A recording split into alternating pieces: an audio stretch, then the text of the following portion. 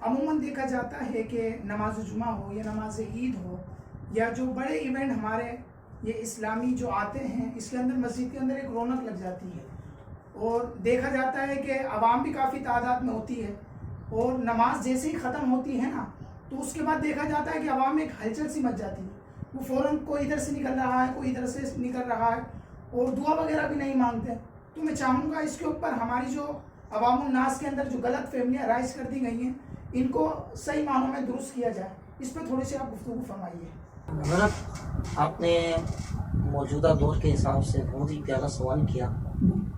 اور ہمارا یوں سمجھیں کہ آپ کا یہ سوال اور ہمارا اس طرح کا طرز عمل یوں سمجھیں کہ ایک افسوسناک المیہ ہے۔ ٹھیک ہے کہ ہمیں تو احادیث مبارکہ اور قرآن و سنت میں اپنے نمازوں کے بعد، اپنی عبادات کے بعد خصوصی دعا کرنے کا ہمیں ترغیب دلائی گئی ہے، اور نبی کریم علیہ الصلوۃ والسلام کی حدیث مبارکہ کا مفہوم ہے کہ الدعاء مخ العبادہ، کہ دعا عبادت کا محض ہے۔ اسی طرح جب ہم قرآن و حدیث کو اٹھا کر پڑھتے ہیں تو جا بجا رب العالمین نے قرآن مجید کا حمد میں ارشاد فرمایا وقال ربکم ادعونی استجب لکم، کہ تم مجھ سے دعا کرو، تمہارا رب کہتا ہے کہ مجھ سے دعا کرو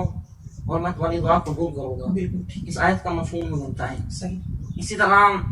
ایک اور مقام پر فرمایا فَإِذَا فَرَغْتَ فَانصَبْ، جب تم فارغ ہو جاؤ تو خوب توجہ کرو، یعنی کہ جب نماز سے فارغ ہو جاؤ تو پھر اپنے رب کی طرف مصروف ہو جاؤ، اپنے رب کی طرف لگ جاؤ، اپنے رب سے دعا مانگو، اپنے رب کی طرف کی لگن کو لگا لو۔ جب ہم ان آیات کو اور ان تعلیمات کو دیکھتے ہیں اور ادھر ہم اپنے آج کے موجودہ معاشرے کو دیکھتے ہیں تو ان کی افسوس سے کہنا پڑتا ہے، اس کی وجہ صرف اور صرف یہ ہے کہ ہماری دین سے بیزاری، یہ معاملات دین سے دوری کی وجہ سے ہیں، کہ ہمارے یہاں آج کل ہماری نسل کو، خصوصاً ہماری نوجوان نسل کو، کہ جہاں ہمارے والدین اپنی اولاد کو طرح طرح کی تعلیم دیتے ہیں، اچھی سے اچھی، اعلیٰ سے اعلیٰ تعلیم تو دیتے ہیں، مگر حضرت یہ افسوس سے کہنا پڑتا ہے کہ ہمارے آج کل کے والدین اولاد کو دینی تعلیم سے دور کر رہے ہیں۔ بہت ایسا ہی، اور ہمارے گھروں کا ماحول بھی کچھ ایسا بن چکا ہے کہ جہاں میں آپ بات کرتا چلوں کہ ہمارے یہاں پہلے کے زمانے میں جہاں بچہ بولنا شروع ہوتا تھا تو اس کی زبان پر پہلا لفظ جاری ہوتا تھا نا تو وہ لفظ اللہ جاری ہوتا تھا۔ آج تو مما، پاپا، بھیا، اس طرح کے الفاظ جاری ہوتے ہیں، کہ جب مجھے آپ بتائیں کہ جب ہماری نسل، ہم لوگ خود دین سے دور ہوں گے، دین کے بارے میں معلومات نہ ہوگی، تو ہم کس طرح پھر عبادات کی طرف راغب ہوں گے؟ ہمیں صرف اتنا ہمارے ذہن میں بٹھا دیا گیا، ہماری دنیا داری، مغربی جو تہذیب، جو فیشن ہے، بس وہ بھی ہم نے اپنایا ہوا ہے۔ اور مسلمان تو ہیں، بظاہر نام کے مسلمان ہیں کہ جمعہ فرض ہے،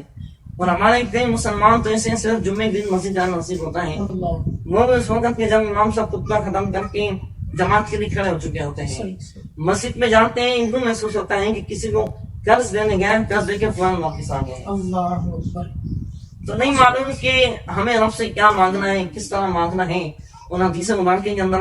فرمایا گیا ہے کہ جمعے کے بعد کا دعا قبولیت، جمعے کے بعد کا وقت دعا کی قبولیت کا وقت ہے، ہمارے لوگوں کو علم میں نہیں ہے باتیں، تو جس کی بنا پر اکثر ہم لوگ بس فرض ادا کرنا تھا تو فرض پڑھنے تھے وہ پڑھے اور واپس آ گئے، سنتیں یا سنت موقدہ ہیں، ان کو ایک بار چھوڑنا ٹھیک ہے، بعد میں مناسبت ہمیشہ اختیار کرنا منع گناہگار ہوتا ہے۔ سنت موقدہ چھوڑنا، سنت موقدہ واجب کے درجے میں آتی ہیں، ان کو چھوڑنے سے پتہ گناہگار ہوتا ہے۔ ہمارے یہاں تو دیکھیں، ہم جب نفل چھوڑتے ہیں تو شیطان ہمارے دشمن ہے، ہم جب نفل چھوڑتے ہیں تو نفل کے ذریعے ہم اتنے راسک ہو جاتے ہیں کہ ہم سنتیں چھوڑنے لگتے ہیں، اور جب ہم سنتیں چھوڑنے لگیں گے تو پھر ہم فرائض کی بھی جو ہے کوتاہیاں کرنا نہیں ہے۔ تو رب العالمین ہمیں نماز کو اپنے وقت میں ادا کرنے کی توفیق عطا فرمائے، اور دوسرا یہ کہ دعا ضروری ہے، کہ ہم اپنے رب سے اپنے لیے جو بھی مانگتے ہیں ہمارے عقیدہ میں دعا کے ذریعے مانگتے ہیں۔ تو جہاں ہمارے اجتماعات ہوتے ہیں، اور ہمارا یہ بھی تو ماننا ہے نا کہ جہاں 40 بندے ہوں وہاں ایک اللہ کا ولی ضرور ہوتا ہے۔ کیا بات! اور ہمارے جہاں اتنے اجتماعات ہوتے ہیں، اجتماعات میں ایک نہیں کئی 40 افراد ہوتے ہیں، اور کوئی ایک اللہ کا ولی نہیں، کئی اللہ کے نیک بندے اللہ کے ولی موجود ہوتے ہیں. بہت خوب. اور پھر میری تو آپ لوگوں سے گزارش ہے، التماس ہے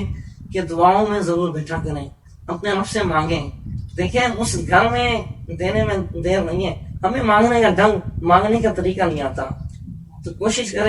کریں کہ جب مسجد میں آئے تو مسجد سے بہترین جگہ کوئی نہیں ہے اس دنیا میں. مسجد سے بہترین جگہ کوئی نہیں ہے. آپ مسجد میں آئے تو جتنا وقت آپ صرف مسجد میں جا کے بیٹھ رہے ہیں، آپ کی بھی بات میں شامل ہو رہا ہے.